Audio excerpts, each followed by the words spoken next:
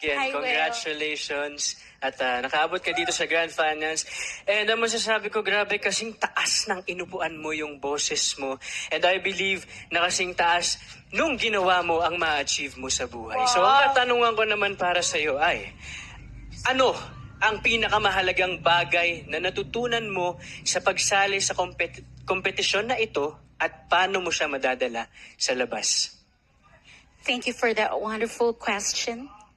Yes. Ang pinakamagandang bagay po na natutunan ko sa patimpalak na ito ay yung pagiging totoo mo sa sarili mo.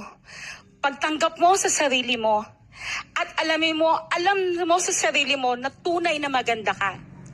Kasi itong segment na ito pong contest na ito, talagang may ipapakita po namin na totoong may kagandahan din kami may alay sa publiko.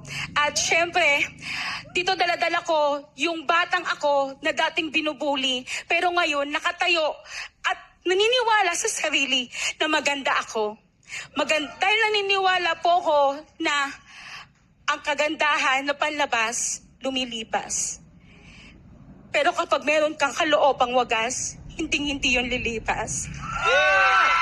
Kaya naniniwala po ko na ang kagandahan ko, maganda ako kahapon, ngayon, at bukas. Sa makalawa, hindi na ako sure. Salamat,